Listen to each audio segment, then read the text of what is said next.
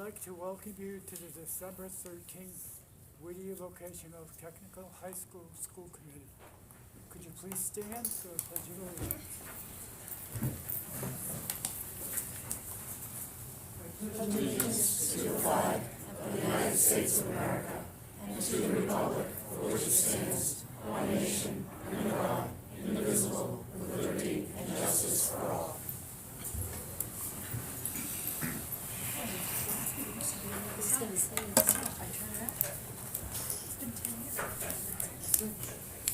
So outside, as you drove in today, you saw the holiday float that we were first prize winners at the Haverhill Parade. I really want to thank the teachers that were involved, our amazing Mr. Levine in carpentry.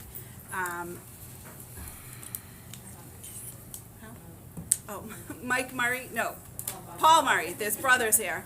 Paul Murray, the art teacher, and really all the trades. I think Mr. Beaton back there did some work. Who am I missing, Mr. Levine? Mr. Sandlin? Yeah. Mr. Raza, electrical. So really, it's a full school effort. And it's amazing, and you know the kids of Haverhill really do appreciate that float as we come down during the Santa Parade. So I just really want to thank all the teachers that put so much work and time into that. And obviously, when you go out today, please enjoy it.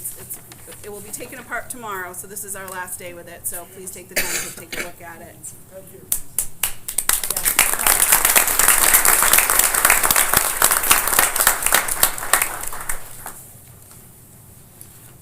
Okay, I want to remind the public that public comment is not a discussion, debate, or dialogue between you and the school committee. This is an opportunity for you to express an opinion on issues with the school committee authority. You will be allowed up to 3 minutes to present your material and must begin by stating your name and city or town. If you have written comments longer than 3 minutes, please submit them to the chair after the meeting for the record.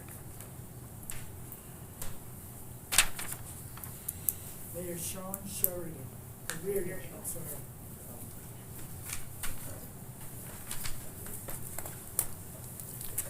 Good evening, happy holidays. I'm Mayor Sean Reardon of Newburyport. Thank you for having us here tonight and for allowing us a chance to speak.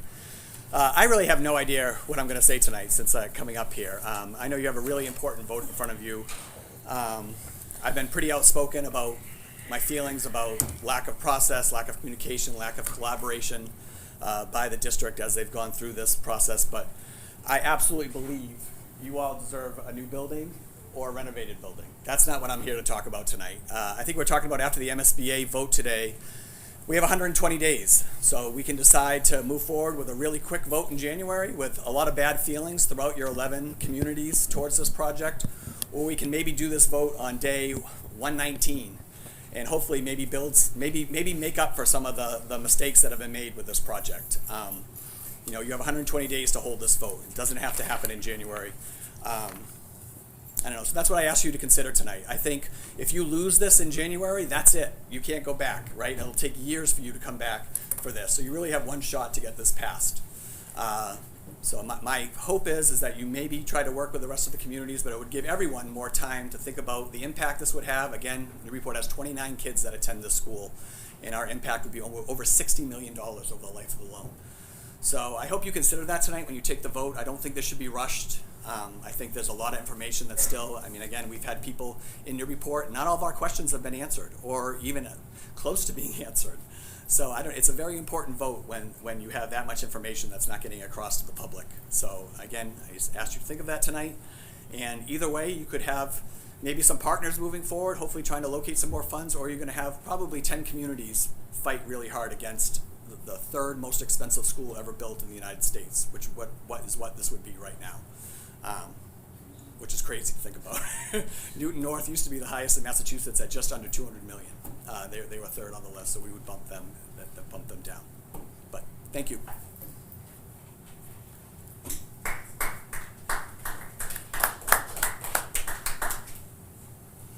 Brian Brian Callahan?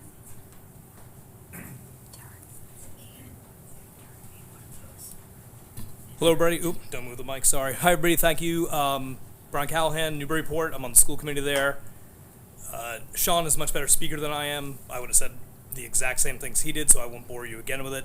But part of my comment is really a question, and it's regarding the capacity of the school, which I believe has been said to still stay at 1250. Is that correct?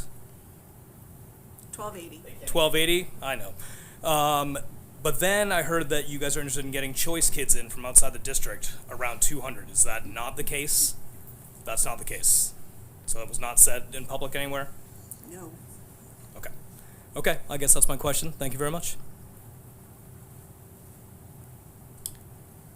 Charles Labella.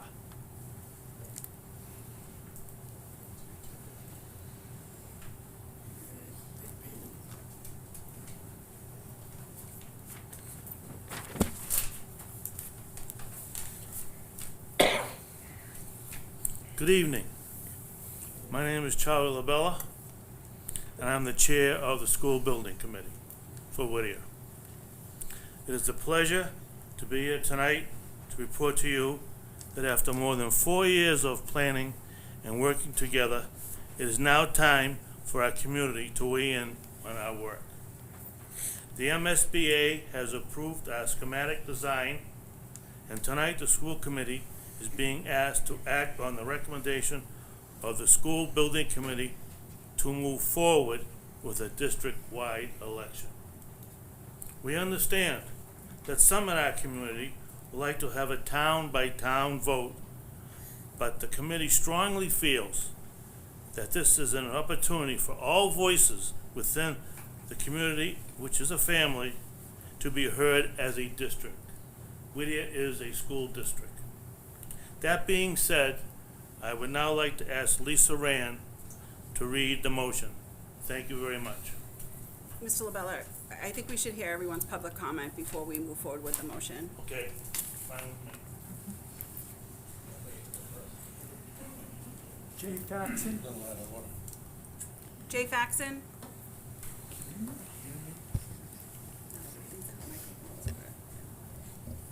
I'm gonna use the stool, all right? My name's Jay Faxon, City of Haverhill. Nice to see everybody here tonight.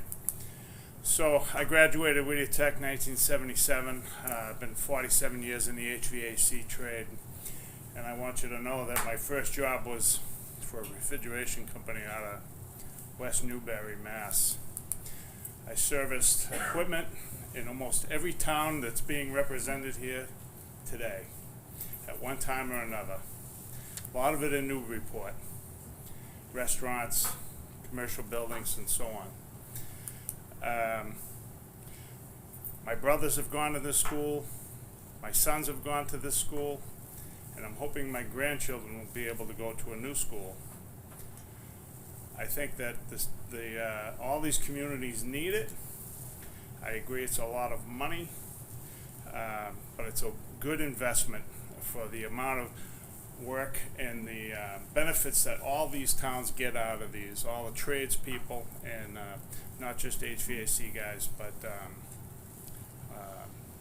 electricians and plumbers and carpenters and so on. So I just want to say I hope you guys vote for this school tonight, and thank you very much for showing up and giving your time.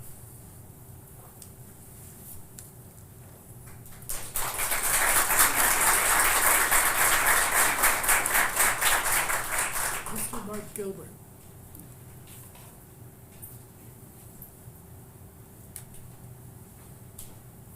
Good evening, Mr. Chairman, members of the committee. Most of you know me. I'm a former member of this committee. I spent 30 years on school boards, and I taught some of you the role that you play. I think there are some elected officials and community members who misunderstand the role of this body. You are a legislative body for the entire district. You represent the entire district. You are appointed by your local communities, but your representation is for the entire district. You also play, as a school committee member, the most unique role in politics. You have constituents who vote, and you have constituents who do not vote. And you have to represent both. I am always reminded, and its full quote escapes me at the moment, but a quote from Edmund Burke, who said basically that any representative owes their judgment and their wisdom and their industry to the role that they play. And if they subvert that with the opinion of others, they're not really a representative at all. So I urge you tonight to do what is in the best interest of the district. And I believe that that is a new building. It is time. This building is 60 years old. I know that in some of the comments that have been made in the newspapers and in the public, people are talking about the small number of students that their community sends here. In 60 years, this building has put nearly 100,000 people through it to work in our communities. Where would we be without those people? People like Mr. Paxton, who are working because they got educated and trained through this building. Thank you.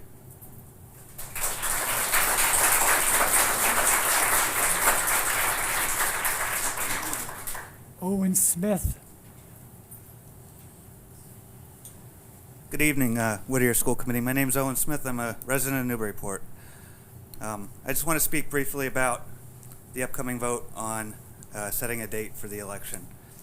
My main concern is this project has a public trust issue. My concern is that profit-driven cost escalations are one of the components for why we have a high potential price for this project. I did a little bit of research. I have an interest in public works projects, and it appears that this committee is using the CMGC, or Construction Manager at Risk type delivery method. And state and federal guidance discusses this extensively about how it's susceptible to cost escalation with insufficient oversight. There's extensive guidance. You can read about it. If this project's taking federal money, the federal government under the federal acquisition regulations requires an independent cost estimate to verify that the estimate is in the public interest and is accurate and is not being driven by corporate greed. So I really ask that the committee take a pause, do an independent review, an independent audit, and an independent cost estimate. That way we could build public confidence, public trust, and then you can get the buy-in from the whole district. Thank you.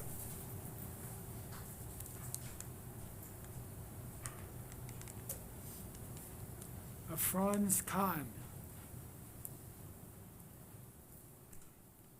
Good evening. Hopefully you could hear me. I am a little vertically challenged. My name's Afroz Khan.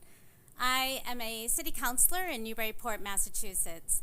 I was elected in 2017, and I've been serving as a councilor at large for the last 6 years. I've been sitting on the Budget and Finance Committee, and I first want to say, you know, Whittier Tech has a special place in my heart because of the number of kids I know that have gone through here and that are currently here right now. For me, today is really about an important decision that you guys are making in terms of an upcoming vote on a capital investment, an investment that we're all making, and we're making for the future. I think one of the things that's really important, as I do, being a member of the Budget and Finance Committee on the City Council, is I vet every project because I know the implication is to the residents, to the taxpayers. As someone who casts a canvas every term for re-election, because I never get to just slide right in, I talk to people at the door, and I have to constantly hear about people worried about being able to stay in their homes. And one of the things that I do in this capacity is I evaluate what makes sense. What makes sense because I know every single thing we do, especially large capital investments, will have an impact. And already we're seeing it right now. We have critical infrastructure issues. We have a youth services that hasn't had a home for the last year and a half. In fact, and our water, because of the reservoir that we are using, has had algae blooms, so sometimes to have the risk of safe drinking water, it's a real issue. Now, I understand the desire for a new building, and as I said, I know kids who have gone through here and loved it, and would love to see this place actually have the capability to do more and to give the enriching education that we know our kids deserve. But more than anything, for me to confidently be part of this process and feel like it's really benefiting the community, I need to be bought into the process. I need to understand that we are doing the best type of due diligence in a project that is designed at an adequate amount of space. The ticket is high. $444 million was the first number. It's come down a little bit. For Newburyport, that's about $2 million minimum, but we've heard other costs as well. So for me, there's a lot of questions we'd love to get answered, because who do we owe it to? Not just our residents, but the other communities around. So all I'm asking, we have 120 days to postpone this vote to give us time to have these questions answered so that we could bring the community, the family, together in a project that will serve us well for the future. Thank you.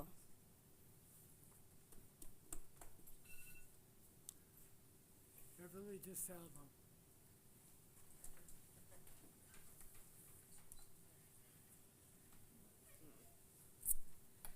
Good evening, school committee.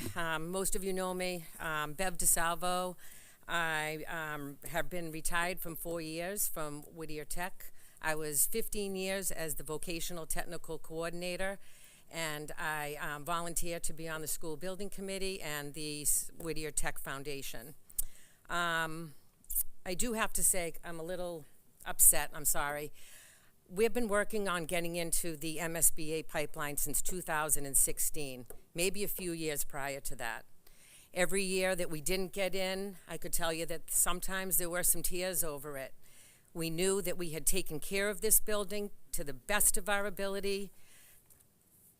Every single day, I worked with many of these men and women out here on our electrical systems, on our plumbing systems, doing some renovations when we were lucky enough to get grants from Governor Baker's office. We did a renovation in machine technology. We did a renovation in, we brought in a dental program. We brought our health occupations. That was a very small renovation project that we did. It was difficult. It was frightening at times to have renovations going on while we are trying to educate students. It was frightening at times to discover mechanical, electrical issues that would have compromised the safety of our students, of our staff. We have not only just kids here, because we always say it's about the kids, it's about the kids. It's also about the men and women, the mothers and the fathers and the grandparents and the aunts and uncles that work in this building. They're just as important. When you talk about a renovation project, we have asbestos, we have old pipes, we have old electricity.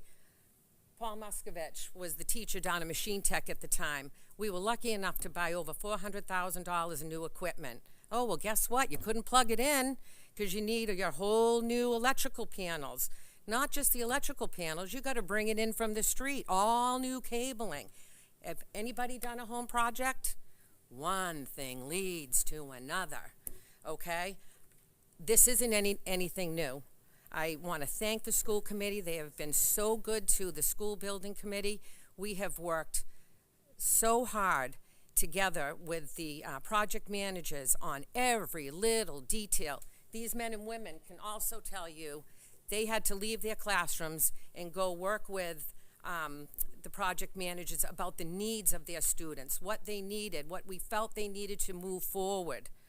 And a new building is the safest way to do this, the safest way. We can't have 250 construction workers among us during the day that we don't know who they are. Ooh. That's your 3 minutes. What's that? I'm done? Well, it's not a surprise. We've been working on this since 2016, and I want to tell you that a renovation project will be millions of dollars more than a new building, and that's why we chose that option. Thank you.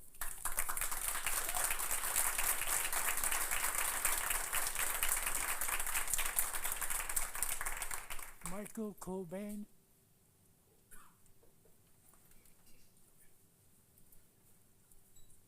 Hi, Michael Colburn. Many of you know me. I've been coming around a lot. Salisbury Selectman. I'm a little disheartened on both sides on this project because at the end of the day, it's lack of communication. With all due respect to the building board, you failed. You failed miserably. None of the information got out. I've been a selectman for 2 years in Salisbury. I had no idea what was going on. Now, how can I go out and lobby to get this school? As a tradesman, I want this school. I deeply, deeply want this school, but it's complete failure of communication. Complete. And that's why I support Sean Reardon's comments and Brian Callahan's comments. Can we delay the vote? I have talked to town clerks, several town clerks. The notion that it says the town clerks want on January 23rd is a fallacy. It's not true. All of them have come back to me and told me they just did not want it at the presidential election. We can delay this vote and we can help you guys. When you say we're a part of the district, we had a gentleman come up and say, your responsibility is the district. Well, the district is your 11 communities. Your district is elected officials. We need to work together. We have to answer to the people. So we're looking at shortfalls in our communities, and all these people live in our communities. When the ambulance, as Maureen knows, we have an ambulance problem in Salisbury. We have a lot of massive problems in our community that we have to pay for. And I have not heard one elected official against this project. It's about the lack of communication. You guys run so autonomously from our communities, we don't know what you guys are doing. I can say going forward, we're going to know what you guys are doing, because this is the largest investment of all 11 communities that we've ever done. So I don't think I want everyone standing here. None of us are against it. It's about the lack of information. I have sat on the select board for 2 years, never heard a thing. And then I talked to the town manager today of Salisbury. I said, why didn't you tell me anything about it? We didn't know about it. And that's what I keep getting from all the mayors. So some kind of communication broke down. So for anyone to be excited of how this process went, I'm sorry. It was complete failure. Thank you. Elaine Bucher.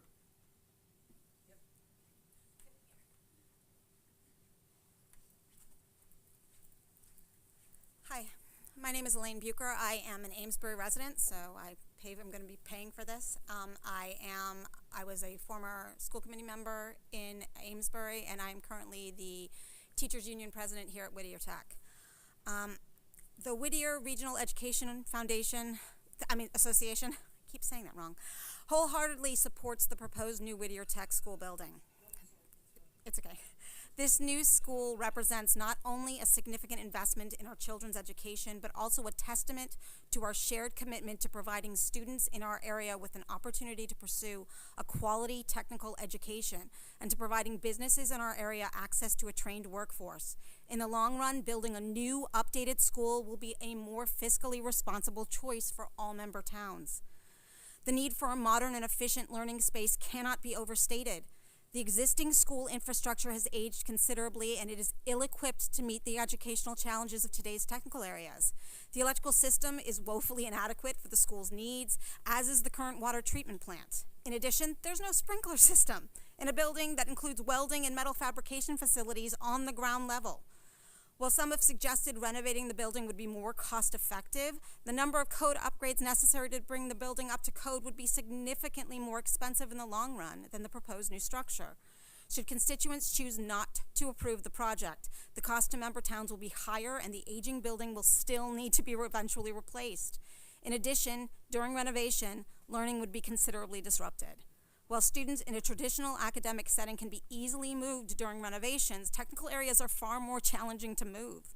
Displaced students would miss out on considerable learning opportunities during construction. Many people have also suggested that Whittier is to blame for the need to replace the building, suggesting that our maintenance staff is responsible for the current conditions. Nothing could be further from the truth. Whittier's maintenance staff and administration have spared its member towns costly bills for improvements over the past 50 years. While administrators found outside funding to redo the roof when it began to fail, and member towns were spared the cost of repairing it. In addition, the maintenance crew, with help from students and staff in our technical areas, have been able to keep this building running and working for us years beyond expectations. They've renovated shop areas and made numerous upgrades throughout the building. They have, however, reached the limit of what they can do. Code upgrades to the facilities must be made before further renovations can be done. And those upgrades are far too extensive, expensive, and challenging for Whittier to complete in-house. Some may argue that the cost of the new school is too high. However, investments in education are investments in our future, and we must be willing to provide our children with the tools they need to succeed. The proposed school building is an investment in the future of our community. It reflects a long-term vision for our region, where quality technical education is the cornerstone of progress and prosperity. Thank you. These are our students, our member towns' students, and they deserve this. Thank you.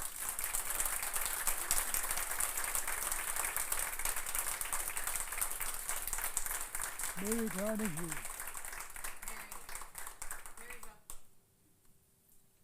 Mary Donahue.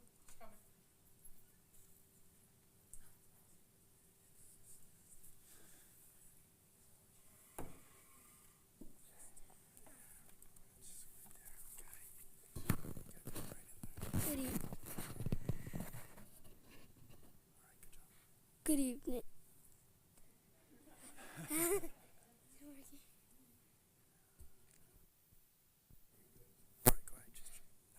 Okay. Good evening. My name is Mary Donahue. I am 8 years old. I go to Bradford Elementary. My dad and I would love a new school. Martin Luther King had a dream. I also have a dream. My dream is for a new school. Kids like me can't learn in a building that is falling apart. We need a school that offers the latest and greatest technology. Imagine a place where the walls don't just stand, they inspire. Let's dream together. Let's build together. Let's make the dream reality.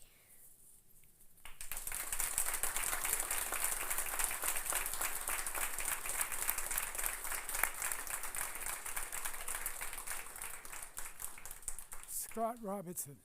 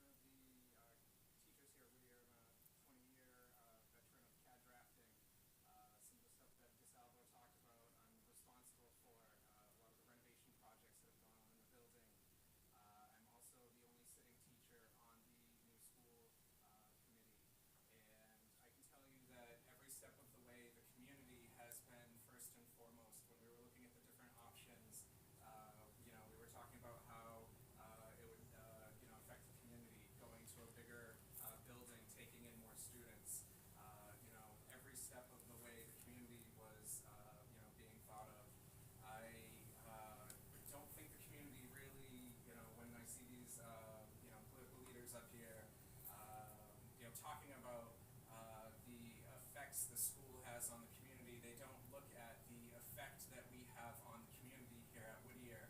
We build your communities, we keep them running, we do all of the things that keep our communities going. And I think it's very important that we understand that investment in this building and voting yes here today is going to keep us moving in the right direction for our communities.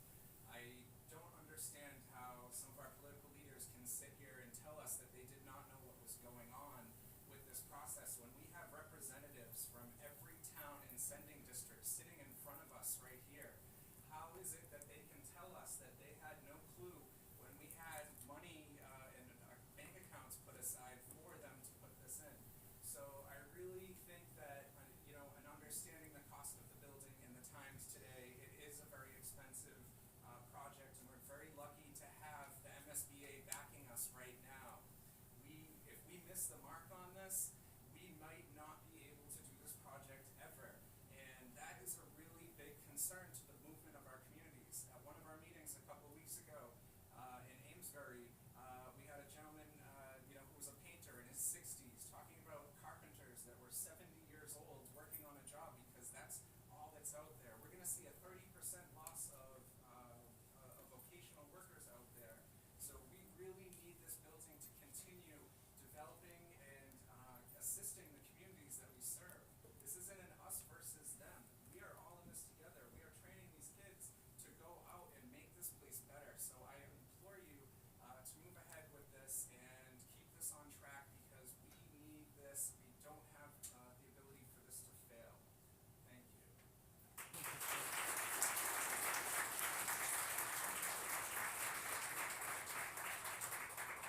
Joe Spalding. Joe Spalding? Joe Spalding.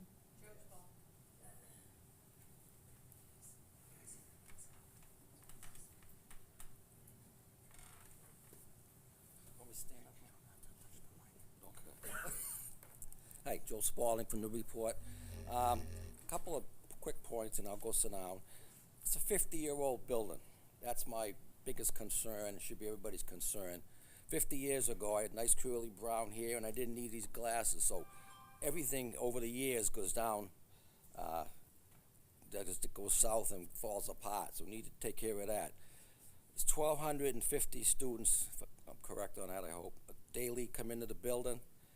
This is not a normal high school, grade school, or elementary school. This building is specialized, almost a commercial industrial building with all the specialty things in it. So I just hope that can move on it, and I just hope some of the negative stuff I'm hearing from people, just work together, let the negative go away. You got a right, everybody's got a right to ask questions and make opinions, so thank you.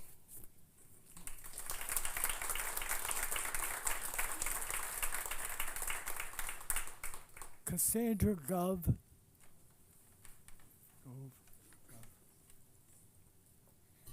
Good evening, I'm Cassandra Gove. I serve as the mayor of Amesbury and also sit as our chair of the school committee.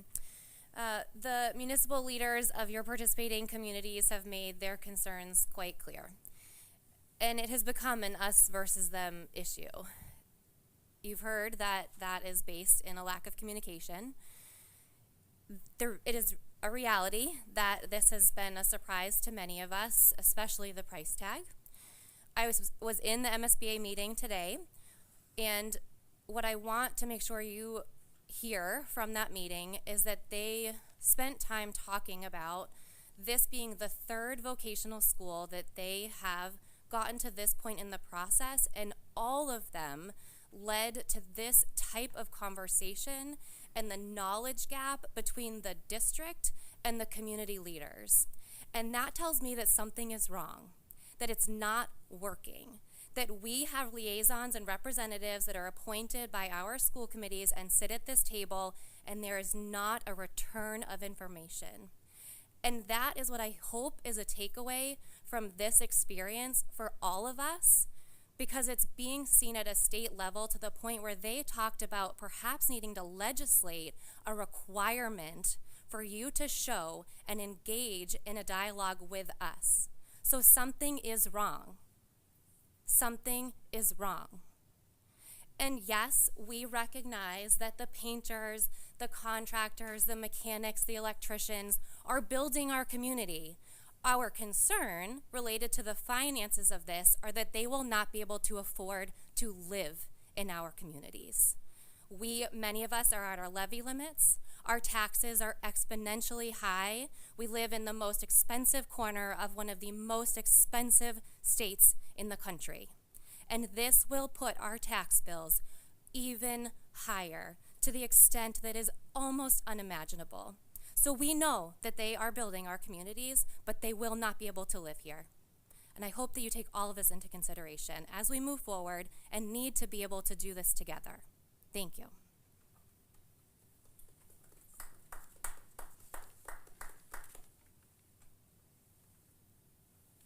Nolan Mann. Nolan Mann.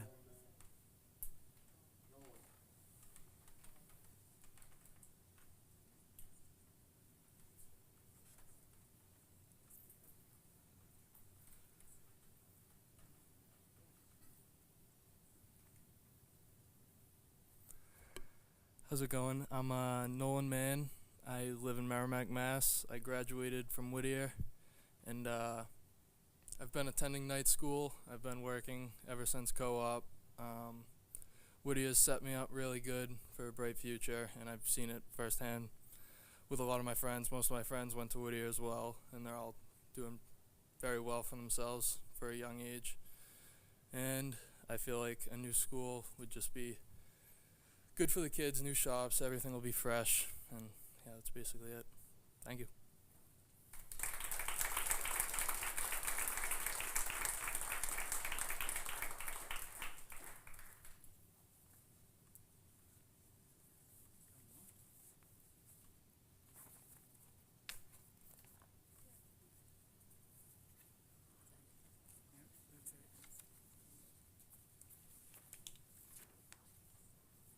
That's it. Yep.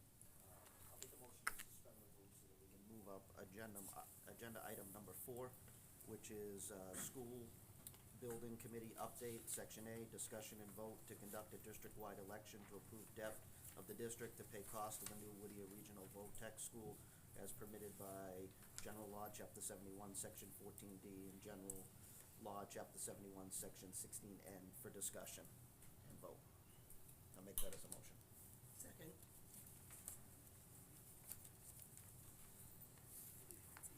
We'll vote. Mr. Sabaski. Oh, we're open for discussion, right? Okay. It's to suspend the rules.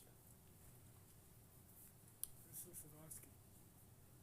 I don't have any discussions. Oh, yes. Sorry. That's all right. Mr. Connor. Yes. Ms. Troop. Okay, so We- is it, oh, no discussion? We're just voting? We're just voting at this point. No, we're just moving, we're discussing moving. It's been The agenda seconded. item. Yeah, it's been seconded. vote. Yes, and we're not discussing it? Yet. Yes, we. Yet. Yes, we will be. Okay. But do approve. The motion This on the vote table is- is a motion to suspend the rules. Yep. By rule, there's no discussion on a motion to suspend the rules. It's a yes or no vote, Okay. whether you want to move up the item. Yes. Yes. Mr. O'Connor. Ms. Lowell. Yes. Mr. Murphy. Yes. Mr. Irving. Mr. Fitzgerald. Yes. Mr. Wood. Yes. Ms. Coppinger. Yes. Mr. Rossi. Yes. Ms. Holliday. Yes. Mr. Early. Yes.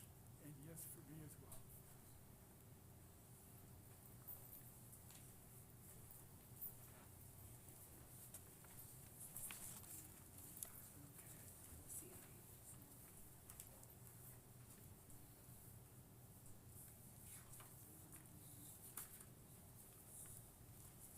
Want to make a motion back to?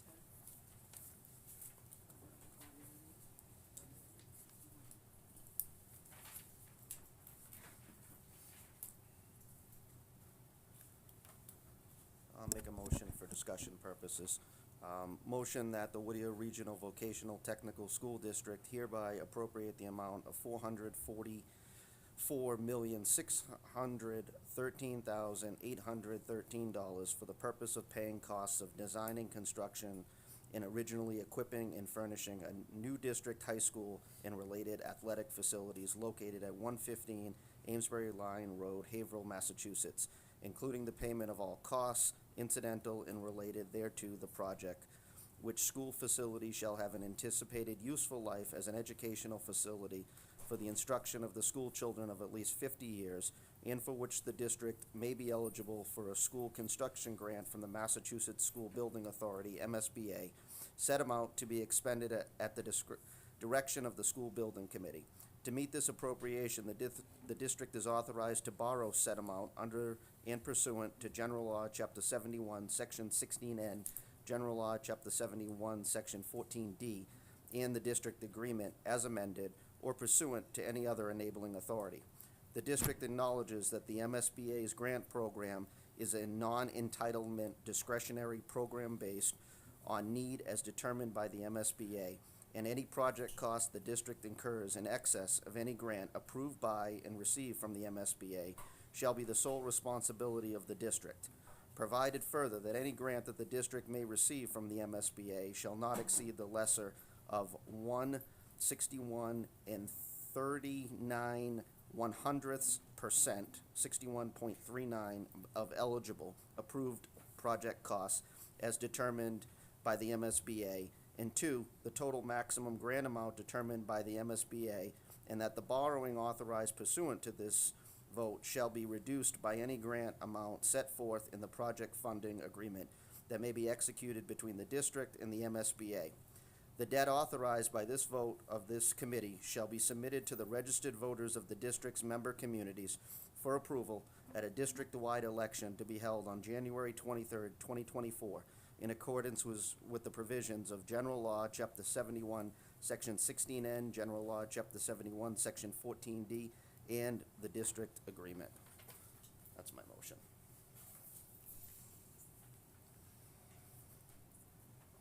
Second? I'll second it.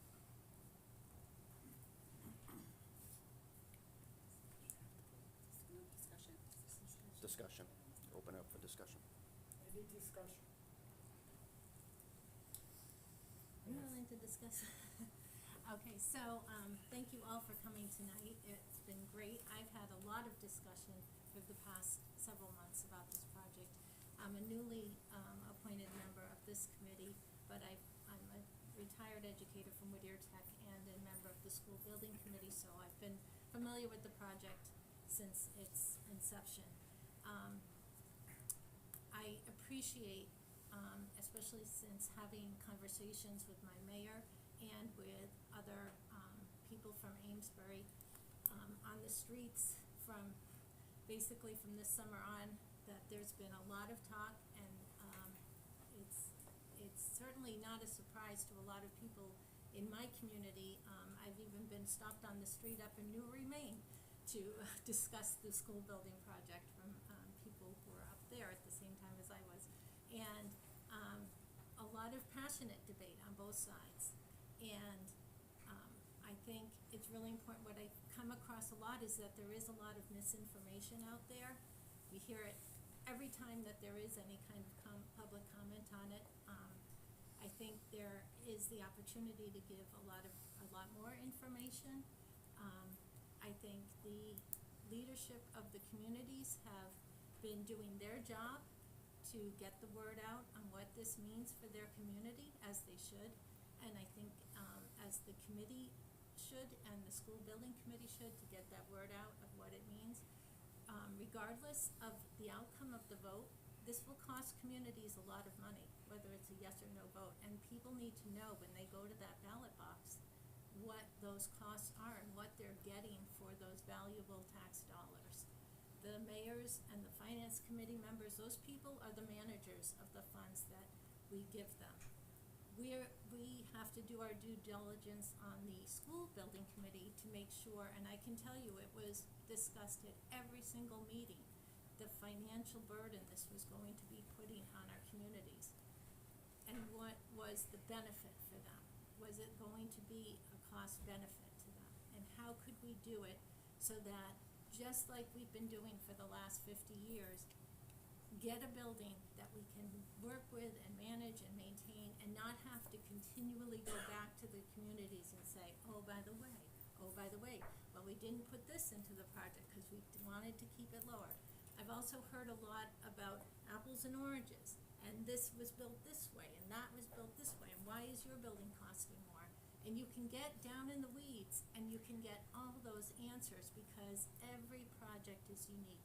This building, this site is unique, and we have dug into the weeds on that and looked at every way that we could possibly reduce the cost to the communities.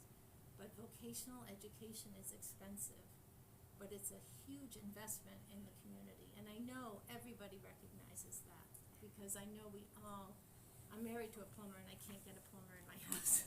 So I understand that. I have tradesmen in my family and I have to get in line. It's difficult, but it's a huge investment that we desperately need. As far as the January 23rd date, I know that was discussed, and it's not as simple as, I know in my community, it's sort of like, why is this so rushed? Why? It's not rushed, it's that we're working with 11 different communities. We had to coordinate a date. I didn't. Ms. Lynch and the administration had to work with 11 city clerks and selectmen town clerks to coordinate a date that would work for everybody, not just for one community. It wasn't just trying to figure it out for Amesbury. It was trying to figure it out for 11 different communities. So I know the information is out there because I can't walk down the street, and I walk a lot around my town, without having in-depth conversations with people about the project. And people, I know they support vocational education, but they have valid concerns about the cost. And in the end, they deserve their vote to be heard. They need to have it heard regionally, not town by town, because that's not fair to the community, that one town could shut down the project for everybody else. It needs to be a regional vote, so I feel very strongly about that. And I do feel strongly that the January 23rd date is a fair and effective date based on what the city clerks and Ms. Lynch were able to coordinate. We had until the first week of April to get this vote done. February and March are our snowiest months, and the city clerks have other elections going on later in the winter. So, working within the parameters that we have, this was the best option that was proposed, and I believe we should support that. Thank you. Any other comments? Yes, somebody. Thank you. I'd like to agree with Patricia in terms of thanking all of you for coming and expressing your concern, and I think it's pretty clear that all across those who spoke, everyone is in favor of this school and really, really appreciates the vocational technical education and what Whittier has provided to all of our communities over the past 11 years. But I think having heard from some of the northernmost, Salisbury, Newburyport, and some of the other smaller communities who really feel they didn't have enough information, I think that presents a problem as the vote is so close. And since the MSBA voted to approve schematic design, and as you heard Mayor Gove talk about, that there were concerns raised by Sean Cronin, who does finances for the state, talking about the fact that this is not the first time where some of the communities involved in regional projects felt they didn't have adequate information, and that might need a change in legislation. So I don't see what the difficulty will be to provide a little more time to the communities to be able to work within the communities. I mean, I get stopped almost every day with people saying, what is going on with Whittier? Or tell me about this project. So there has been, as you heard from the selectmen in Salisbury, I wouldn't say it was a total failure, but I think there could have been a lot more information that has been provided to the communities.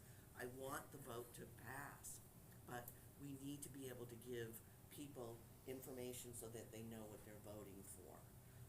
This is what we did in Newburyport. We did 2 school projects at the same time. We had 78% support of the projects because people had the information. People do not have the information, and I think January is a bad time from 11 to 7 in the dead of winter. And I don't think it's such a bad thing if we've got a presidential primary. Okay, fine, so we have a presidential primary. But we have till the beginning of April. And the School Building Authority also said that they have in the past been able to give additional time, another 60 days if needed. We don't want to delay moving forward too much on the project, but we have 120 days. What is the rush to do this in a month?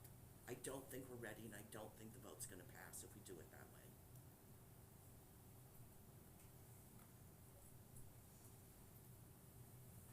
Any other comments? Yeah, I agree regarding the early vote. I think we want our 11 communities on board with us. I think that's important. If they don't have the information, I as well do not see the rush. I'm all for the school. I'm an alum. I graduated from here. All my children did. Renovation, we don't need to hear about that because the new school's the way to go. It's more cost effective. It's going to cover everything we need. I just don't know if they want more information and we have the time, why we can't get that to them. Can I just follow up? The other thing about the time issue, that I went through a school building project in Amesbury where the election was in the summer and people still complained that it was too soon, too much, why do it then? I don't think there's ever the best time. And as far as the information getting out, I think that the information has gotten out there. It's been on the paper, it's been in every paper that I've picked up in the last several weeks. People are aware of it, they are asking the questions. We can make a very concerted effort to get all the information out there. As far as the time and planning, my bigger concern is around the finance committees and the mayors and selectmen being able to manage this cost, regardless of the outcome of the vote, yes or no. Because costs are coming down the road, and we deliberately, in the school building committee planning and proposal, have built in time for that to happen. This isn't something that's going to hit the books in the next year, or even the following year. They've got time to plan and prepare for it. But more importantly, as far as this vote goes, it is fresh in people's minds right now. The word has gotten out. I know it will continue to go out, and I think we can educate people about the project by January 23rd and let them know what their vote, yes or no, means in terms of the project. Yes, go. Thank you. I understand both sides of the argument on the issue. First, on the communication, I can't speak to what happens in other communities. I don't know what the reps talk to. I don't know what the reps in other communities bring back to their mayors or whatever. I know in Haverhill, Mayor Fiorentini's been intimately involved for many months. I've brought the details to him. He's been aware of it. He's openly supporting the project. So I'm not sure what goes on in other communities and how the communication there goes on. Listen, I understand both sides of the argument. It's a very expensive building. I've been a part of 3 building projects over the course of my career. This is the most expensive one. It's very, very pricey, and it will be clearly a burden on taxpayers in the community. On the flip side, we need a new building. The building's 60 years old. The kids deserve a new building. Relative to the maintaining of a building, I will say that Mr. Hardy and his crew have maintained this building. I think I would put this building up against any that I've seen over the course of my 20 years in public service. His team does a great, great job, and it's not because of lack of maintenance or anything like that. The building has, its useful life is over at this point in time. I don't support a town-by-town vote. I support the voters making the decision. I think the voters have to weigh the pros and the cons, and I think they're smart enough to do that. I think they'll weigh the pros and the cons and make the right choice for their district, their communities, and their families. So I'm willing to trust the voters to make the right decision for their families and their communities, and I think that's the right way to go, is to put it on the ballot and let the voters decide. Thank you. Yes. I want to thank everybody for coming as well. The way I see it is that if we don't vote the project through now, it's going to cost us a lot more money down the road to bring the building up to code. As for the January vote, anybody at all can reach out to their town clerks, city clerks, and request absentee ballots. So the weather really shouldn't come into play in regards to like January, February, March, or anything like that, because we can all vote and all constituents can vote. As I've also served on the building committee for Whittier Tech as well as Pentucket, and I've served on the Pentucket School Committee for 9 years, and I've served here in Whittier Tech for 7 years. I don't understand how some of the towns can say that they didn't know this was going on. The building committee has been working on it now for 3 to 4 years. It's a lot of time that's been invested, a lot of research that's been invested. I just don't understand how some of the town officials can say that they've never heard of this, that it's new to them. If anybody has any questions or wants to research it, it's all on the school district's website.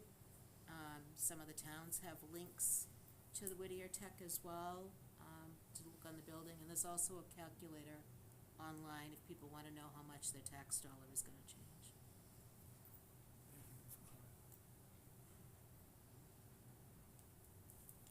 Yes, Mr. Early. My name's Dick Early. I'm the Haverhill representative. I've been on the school board here for 20+ years. I'm also on the building committee. And I kind of took offense when somebody said we dropped the ball. I believe,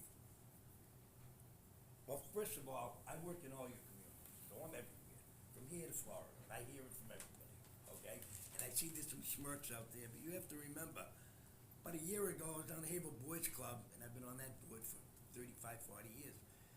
I had somebody from Merrimack talking to me about this building being expensive. He bumped into me about 4 months ago down in Market Basket in Riverside. He's pretty convinced now we need it. It's very expensive. You hear all the numbers. These numbers are numbers we're using from other jobs. There's no two the same. I believe this is a very unique project. I've been watching the numbers. Up until last Thursday or Friday, I called the superintendent asking about some questions that were going on some of the consultants. I believe I got the answer Monday, so I was satisfied that it wasn't being paid twice. And I do check on all that. As far as a good time to vote, a bad time to vote, I don't know if it's good or bad in January.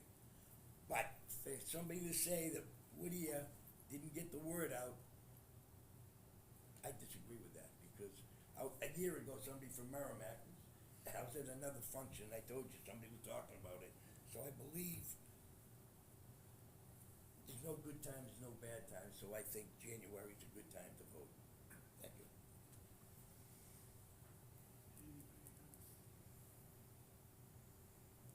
Yes, Chip. Chip O'Connor from West Newbury. Thank you all for attending. I'd like to understand just what, if any, impact a delayed vote would result in. So if we have until April, other than, and I'm not saying it's simple, but other than working with the towns to find an adequate date, is there any other adverse effect to delaying the vote?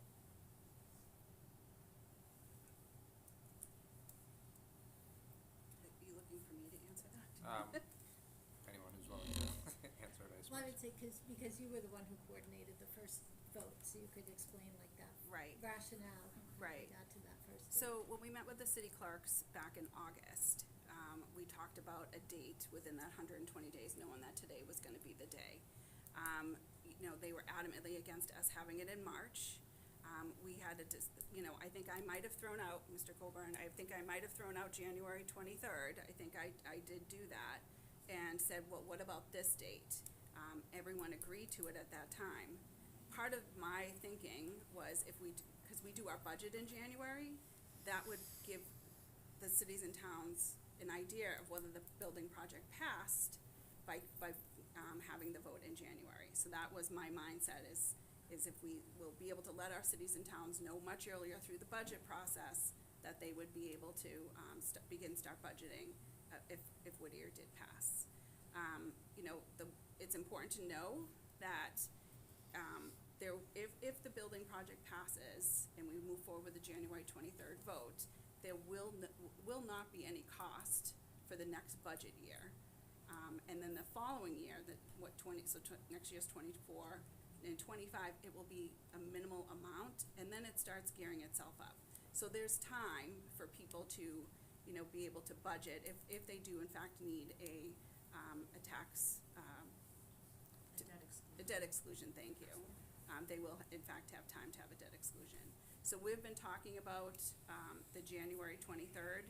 We met with the city clerks in August, and then I think we met with them again in October, just so that we could start making sure that we had what we needed to have so that we could move forward with a vote.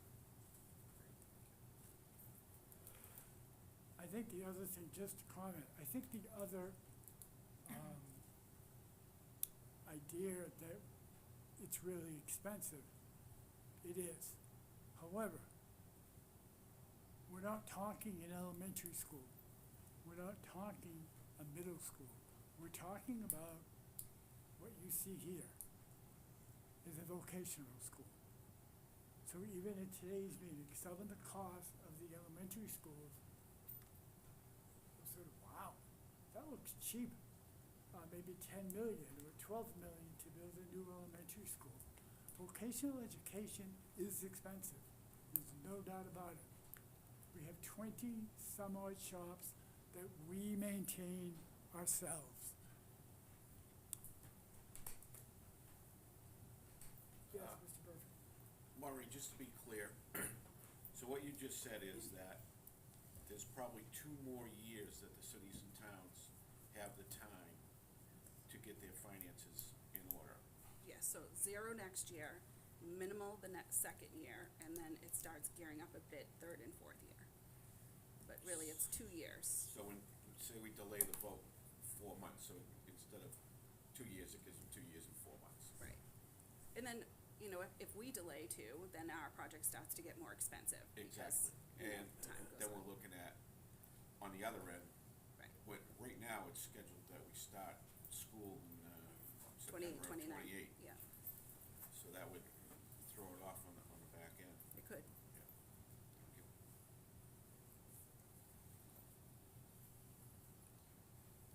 Any other comments? Yes. You're looking at me. I've been in touch with the chair of my board and gone to meetings and discussed the project, and I know that January 23rd is coming up quickly, but I think there are a lot of really dedicated people that want to make sure that everyone understands what this means. And I did speak with our finance committee and folks, and they were aware of the project. They have been informed every step of the way. It's just that when the information came, I think it just came as a bit of a shock. I think possibly that even though there was preparation and there was information that was coming in, I think when that number arrived, like you said, it just, I think it kind of sent a shockwave out. I think that people are starting to understand that there are reasons why, like you just mentioned, that this building is gonna cost more than the average school building. And I think that our towns are starting to talk about, people in the towns, not just municipal people, but citizens are starting to talk with me about what can we do, how can we figure this out, and knowing that we have 2 years to prepare for an increase does make a difference. I really think it does. And the other thing is, if we delay, my thought is, if there is a delay, what if rates start going up? What if, you know, I think of that. I would like to not delay this. I think that we have some serious issues at the school, and I really feel that if we can take these students and begin to transfer them over to a new building as fast as possible, that is the safest way to keep this school running. So, that's my opinion. Thank you.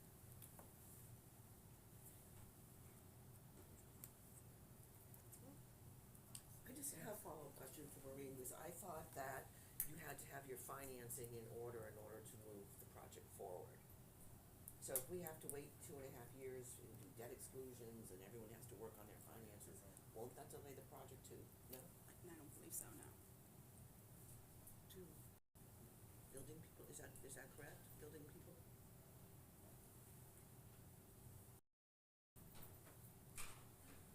It's my understanding that if the vote were to pass, that it becomes, the taxpayers are saying, yes, we're willing to pay for this. And then it's up to each town and city to determine how that money is obtained. So if they're able to do it within their tax levy capacity, that would happen. If they have to have a debt exclusion or an override to finance it, that would have to happen. So I think that's the difficulty in this situation, because we're working with 11 different communities. We can't manage those situations. We're just giving them the capital project, whatever it may be, whether it's the whole on a new building or down the road, here we go with our wastewater treatment plan is failing, so we'd have to do that, and then all the other things in that plan B. But no matter what, the towns, and that's what the citizenry needs to understand, is if you vote yes, you are agreeing that your mayors and selectmen and finance committees are going to have to figure out a way to finance this, either through a vote on a debt exclusion or, whether your tax base can manage it.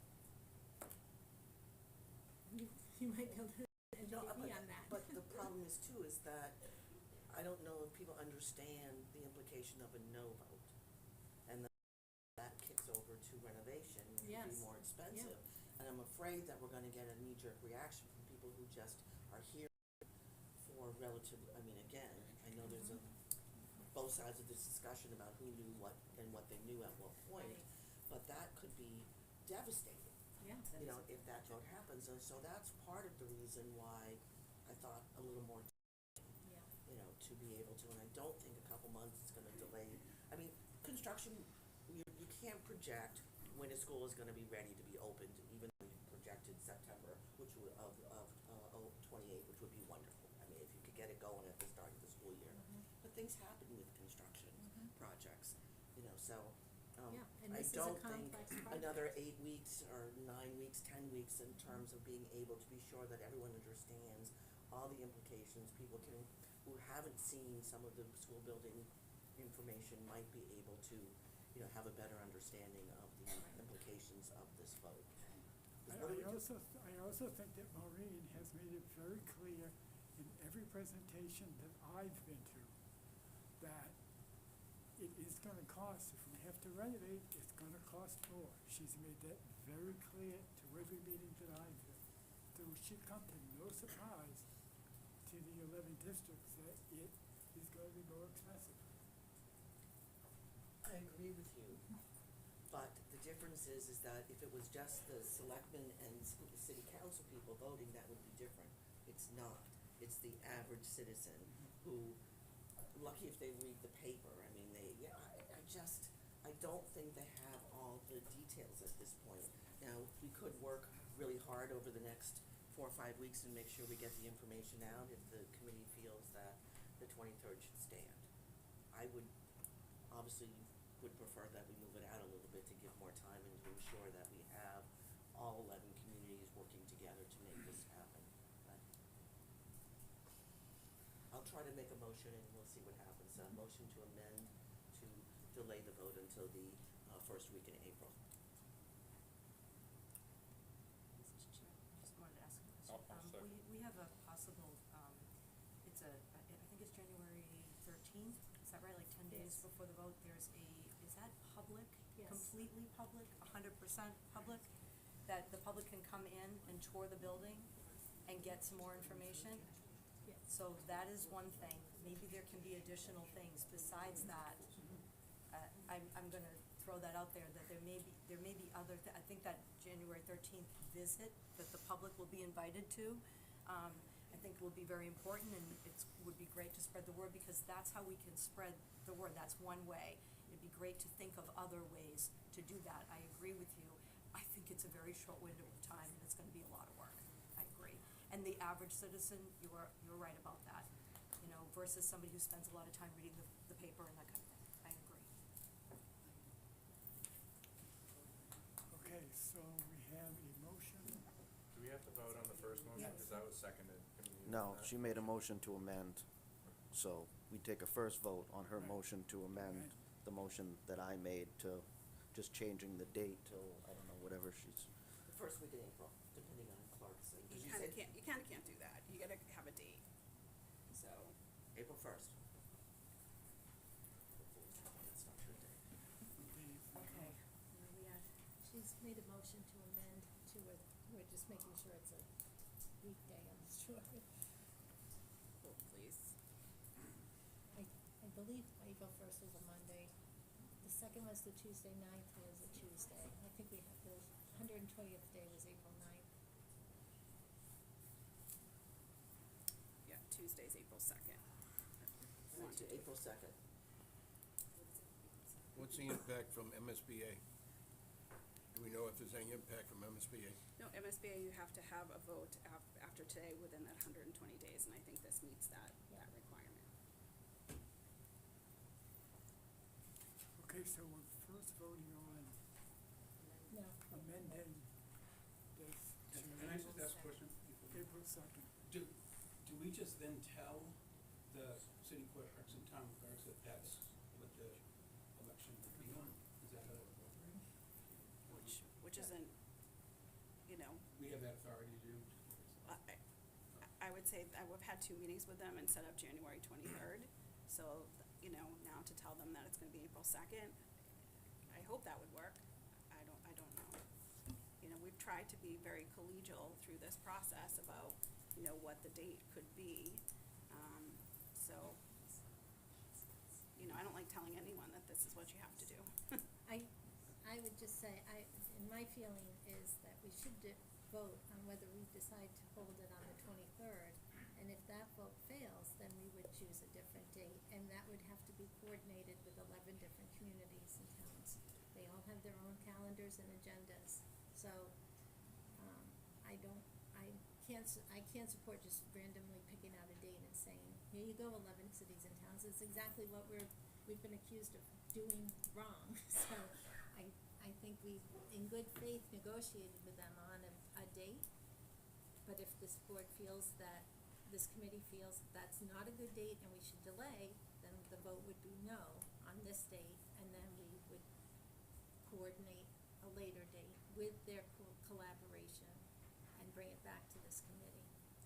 We have 120 days to hold the vote.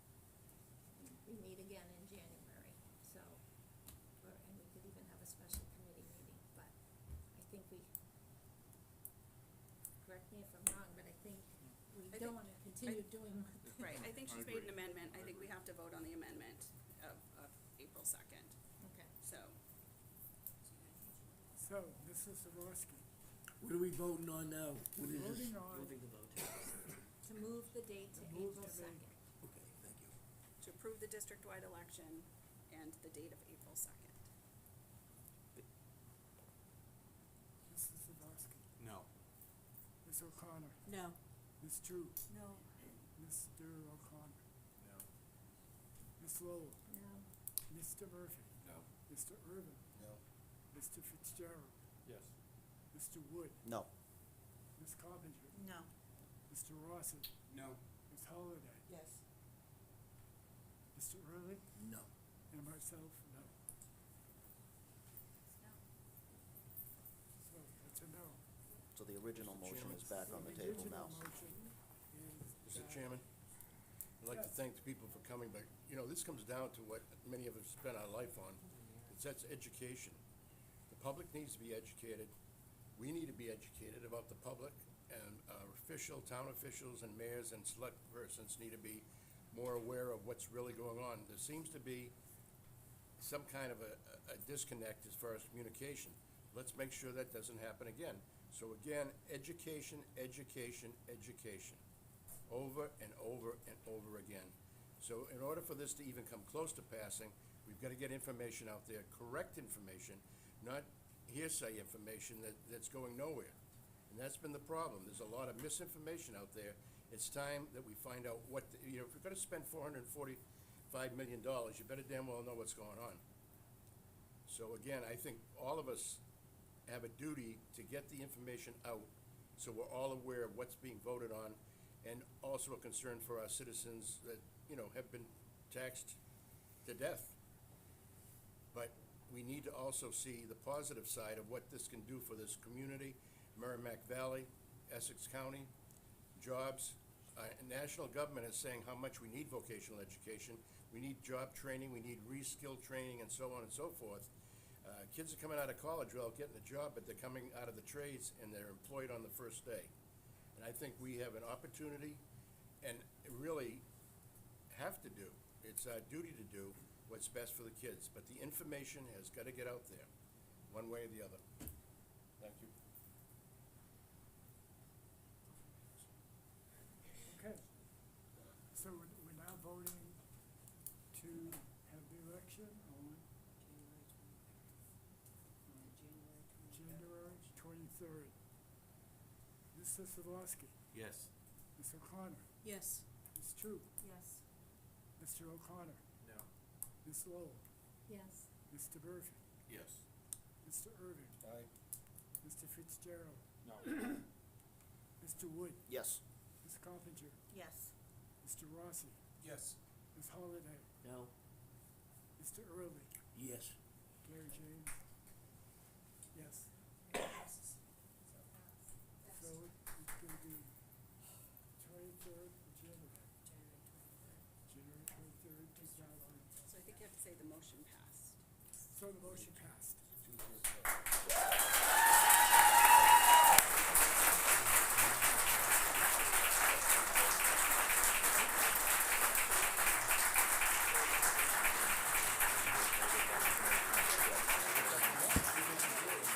Okay, we're gonna take a 5-minute break. Thank you. Thank you.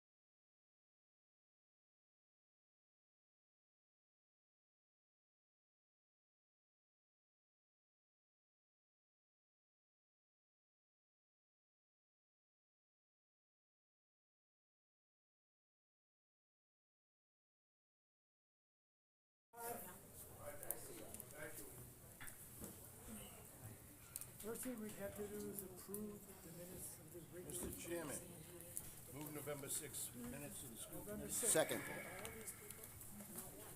All in favor? Aye. What are we saying? Any opposed? Start up? No, the Move approving approval of the minutes. treasurer's report. Second? In favor?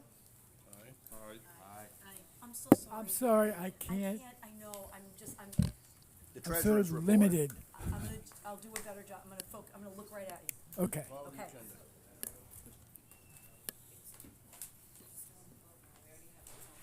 Yeah, so, Thank you. everyone in favor? Yes. Yes. Any opposed to the treasurer's report? Okay, old business. There is no old business, so we'll move to our great representative, Mr. Dewinski. Gustav. Thank you. Good evening, Mr. Chairman, Superintendent Lynch, and all members of the school committee. As we're approaching winter, the boys basketball program boasts a large turnout with 16 players on the varsity roster and over 30 student athletes on each of the JV and freshman teams. They started their season on December 8th against Greater Lawrence. The girls basketball team has had a great preseason with a lot of girls signing up to play. They're hoping for a healthy and successful season. The Wildcat wrestling team anticipates a competitive season with over 50 students trying out. Their season kicks off on Saturday. For clubs, after a successful overnight trip to Marlborough for Fall State Leadership, 11 students participated in leadership activities. Skills USA students are collaborating with the History Department to promote early voting signups on December 13th and December 20th. The United Nations Club continues to meet on Tuesdays after school, debating topics such as President Biden's aid package. Members are preparing for outside competitions in the spring. The Multicultural Club attended the Coats for Kids drive that runs until January 7th. And a member shared her story about coming from Puerto Rico. The club attended a bystander intervention presentation on December 8th. The Key Club has regular meetings involving community service, such as distributing 210 Thanksgiving cards and working on 250 cards for the holiday season. The Interact Club served community meals on November 27th and is working on holiday cards for the Haverhill area nursing homes. The Chess Club is starting a Winter Blitz tournament featuring a series of 5-minute games. The student government honored veterans in November and collaborated on bystander intervention training. Plans are underway for Martin Luther King Day, and a student faculty basketball game is being considered for late winter or early spring this year. The Ski Club raffle sales for Pat's Peak Lift tickets are ongoing, and the club is preparing for a Waterville Valley trip in January. Environmental students are working on posters for the soft plastic eco-brick drive and setting up a tower garden for Poets End. The drama club held auditions for the school musical Mean Girls with callbacks this week. Set constructions have begun in the carpentry shop. Art club students are engaged in various projects, including ceramics, canvas painting, and creating comics and sketchbooks. The senior portraits are complete for the yearbook club, and a page layout for the sports shops selections will begin in January. Just in January. There's no set date for that. The yearbook is ahead of schedule thanks to the dedicated seniors. The poetry meetings are held every other Tuesday, focusing on winter and holiday poetry. Members explore different styles and forms of poetry. Thank you. Thank you. Ms. Lynch. Good evening, Mr. Chairman, members of the committee. Tonight before you, I have hires of a 7D van driver, bus route driver, a cafeteria worker. I also have hires of the winter coaches. I also have hire for the Mass CT Performance Site Administrators, the Above the Influence Manager, Above the Influence Advisors, Evening School Instructor for HVAC refrigeration, Event Ticket Collector, Tutors, Medical, and then I also have resignations for you as well. Budget update, we will be meeting with department heads and administration to finalize department submissions to build the FY '25 budget. Oh boy, I have that to do too. MCAS, there is no MCAS update at this time. As you know, today, the school committee voted to approve the Mass School Building Authority approved our schematic design. And now we will be having a ballot election about approval for the program, for the school on January 23rd, 2024. On Wednesday, November 8th, 15th, 29th, and December 6th, as well as today. I attended weekly executive budget meetings. On Thursday, November 9th, I attended the Haverhill Rotary's Veterans Breakfast along with Amanda Crosby, our vocational coordinator, Nancy Calvary, our Rotary Interact advisor, and several students. On Monday, November 13th, I attended the West Newbury Select Board along with Kara Cosmas, Bob Hardy, and several other administrators and teachers. On Tuesday, November 14th, I attended the Newbury Select Board meeting along with Joanna True, Kara Cosmas, Bob Hardy, and several administrators and teachers. You're going to hear this a little bit. On Wednesday, November 15th, I attended the YMCA Educator of the Year award ceremony. I'm happy to report that we honored Justin, Max Beauregard, Lisa Desberg, Melissa Cook, Bill Yamin, and Terry Bragg. On Thursday, November 16th, we had our annual Parents' Night along with a community forum for the building project. Thank you to everyone that was in attendance. On Friday, November 17th, we had a legislative delegation meeting at Whittier along with our OPM at left field and our architects JCJ. On Monday, November 20th, I attended the Groveland Select Board meeting along with Lisa O'Connor, Karen Cosmas, and several other administrators and teachers. On Tuesday, November 28th, I attended the Amesbury City Council meeting along with committee members Patricia Lowell, Sandy Coppinger. Also in attendance were Kara Cosmas, Bob Hardy, and several other administrators and teachers. On Thursday, November 30th, I attended the Merrimack Senior Center along with Tia Gerber to provide them a quick update on the building project. On Monday, December 4th, I met with the Chief of Police in Haverhill along with Principal Leganis. On Tuesday, December 5th, we held a community forum on the building project at the Public Library in Salisbury along with committee member Ron Fitzgerald, Kara Cosmas, Bob Hardy, along with several administrators and teachers. On Wednesday, December 6th, we held a community forum at the Merrimack Town Hall on the building project. I want to thank Kara Cosmas, Bob Hardy, committee member Mike Rossi, and several administrators and teachers for attending. On Monday, December 11th, I attended the Newburyport City Council meeting along with Kara Cosmas, Bob Hardy, and several other members of the administrative team and many teachers. And on Tuesday, December 12th, I attended the Haverhill City Council meeting along with Kara Cosmas, Bob Hardy, and members of the administrative team and many teachers. And that is all I have for you tonight. Mr. Leganis. Yes, What is Mr. above the influence? It's a grant, it's a Shannon grant. Mr. Leganis, you want to talk about Above the Influence? Yeah, sure. Above the Influence is a program that we originally partnered with Haverhill, and it's all about the ill effects of drug use and gang violence. And we've been partnering, I believe, for the last 3 or 4 years, and we're going to continue that program. We also are trying to branch off. We have one coordinator and 3 or 4 advisors, 4 advisors, I believe, and we're trying to branch over from that program to our I Decide program, which is all about drug use and ill effects of drug use, all in helping our children in the area. Thank you. So thank you. Okay, good evening, Mr. Chairman, Superintendent Lynch, rest of the school committee members. Quite a evening tonight, but we're excited. Our fall sports, as you know, have ended. They're completed. I just want to congratulate the students once again, the coaches, parents, guardians, and the Booster Club for another successful sports season. Also, our athletic director, Kevin Bradley, who received the 2023 CAC Conference Coach of the Year. So Kevin is quite a legend here, if you know our athletic director, Kevin. Also, Kevin Bradley and the Boosters held a successful sports banquet on Thursday, December 7th. Another positive event. There were over 300 or so parents and student athletes who attended the banquet. The winter sports season began the 27th, the Monday after Thanksgiving, like it always does. And we have, proud to say that we have 211 athletes participating in our winter sports right now. Yeah, it's just amazing. Also, 20 and our Amesbury reps, we have 20 hockey players playing for the Amesbury Whittier hockey team. And I guess they're actually playing tonight, and Kevin just texted me, said, "You getting over here?" And I said, "I don't know how long this meeting's gonna go." So they're playing tonight. So that's exciting. We have 20 Whittier kids playing for the Amesbury, the co-op, with with Whittier Amesbury. Very successful. Also, Parents' Night was held. Mr. Leganis, Yes. did you recruit them? Yeah. Did you recruit them? Yeah, I wish I could. I don't think we're allowed to recruit, though, but yes. Thank you, Mr. James. Parents' Night was also well attended on November 16th. There was another strong turnout. We mostly had, it's usually freshman parents and the guardians show up, and we had quite a few. So once again, Whittier is booming.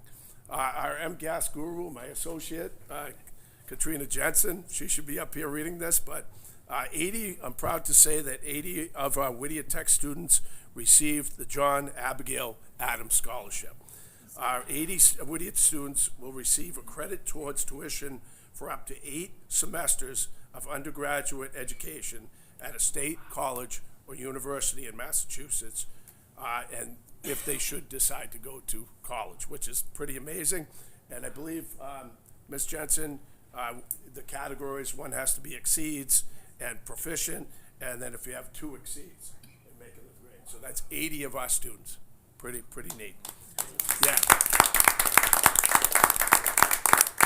Also, the tours are finishing up. Our middle school tours, 8th grade students are ongoing, are set to conclude this Thursday. That's tomorrow. These middle school tours provide an excellent opportunity for potential students to explore Whittier, and a glimpse of the Whittier way. This week, we toured Hillview Montessori, and then tomorrow is Pentucket, and then we're done for the touring season. Also, you heard the Holiday Fund is in full swing, which makes a significant impact each year by easing the challenges some of our students and parents and families face. I want to thank all who have contributed to the fund.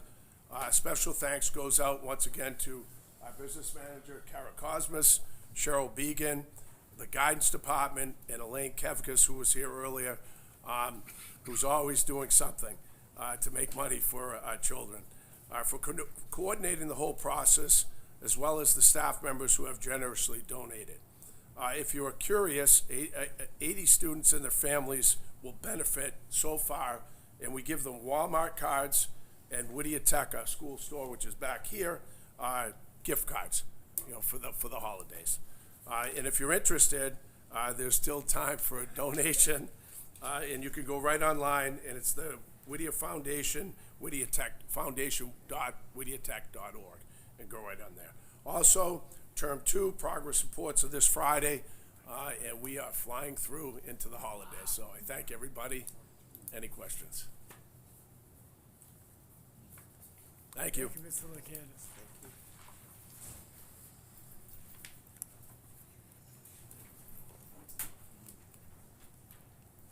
Good evening, Mr. Chairman, Madam Superintendent, members of the committee. I have a very brief report. I know we've been here a long time tonight.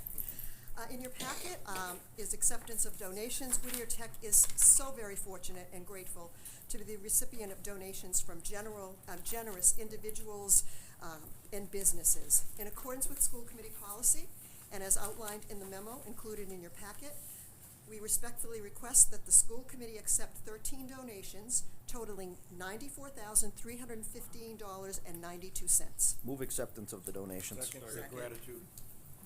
All in favor? Aye. Any opposed? Any concerns, questions, Well done. comments?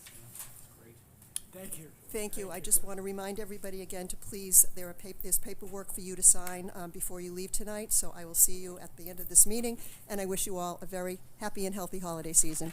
You as well. Same to you, Karen. Thank you. In January, the annual agenda items are policy updates, variance analysis, and budget review.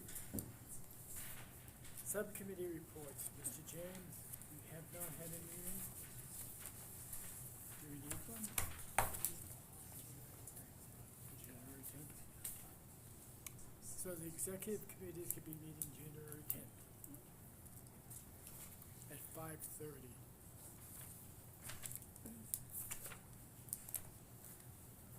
Instructional personnel, Ms. Troop. We met recently, sorry, I was trying to look up the date, I don't know, but it's in there. It was November And we, 1st. what? November 1. November 1st, and we had the same presentation that was given to the committee at the last meeting. And we have minutes to approve, I believe? Yes. Okay. I'll make a motion that we approve the minutes. Second.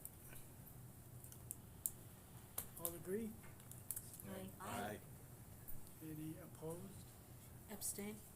Yes, Mr. Can I Bruce. just ask, what minutes are we voting for? We're voting for the Subcommittee. minutes of the November first. It's, Right, I saw it in the packet, but like, yeah, I'm having trouble finding it, Yeah. but yes, it's in there, it's in the packet, and we had an instructional meeting, the same information that we got, which is in the minutes, is what you received last time from, Kelly Fay. Yes, yeah, I saw those. Okay, so we're voting so we're on it, voting that to we- approve the minutes from from the meeting, But that we even had if it in instructional. Even if we weren't at that meeting? Yes. Yes, it's okay, like, if you read it over and you see Right. something that doesn't look right, you can say, Okay. I'm not sure about that. And I'm just clarifying that at that meeting, you also got the information here Right. at the committee. Thank Okay. you, thank you. Plan operations, Mr. Murphy. Plan operations has not met recently, and I don't believe there's any reason for a meeting in the near future. Not right now. Salary negotiations, Mr. Early. Yes, we're gonna set up a meeting soon on a couple issues. Yes, I'd say after the first of the year. yes. Thank you. Excuse me, how many bus drivers are we down? 4 or 5 right now? That- Kara, how many bus drivers we down? 3 or 4 right now? Yeah. We're working on it, but we are, No, I'm just curious. Three. about 3 or 4. Thank you. It's very difficult right now to hire bus drivers and to have them stay. It's a very competitive market, so that's something we need to work on. You gotta pay them more. And Maureen, can I just ask, and we're hiring a new transportation coordinator this spring? Yes. I saw that So our she current resigned. transportation manager resigned, so we have posted the position, and we're hoping that there's some overlap before she leaves. And policy, Mr. Irvin. Yes, Mr. Chairman, we have a vote this evening on a second and final vote.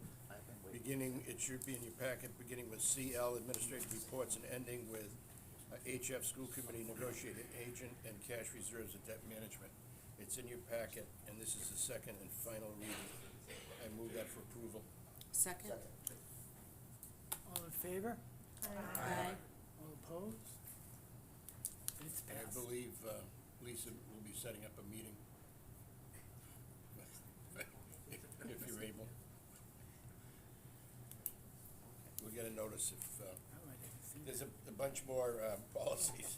It seems like someone needs a job at MSBA, they keep sending us policies. When we finish- MASC. What did I say? That Oh, was- sorry that about sounds so that. easy now. They keep sending them and sending them, so we can't get out of that bad list. There is an executive committee meeting, January 10th at 5:30, and the regular school committee meeting is going to be January 10th, 2024. There is no new business posted. No executive session adjourn. posted. Do I Second. hear? All in favor? Done. I wish that was done earlier, guys.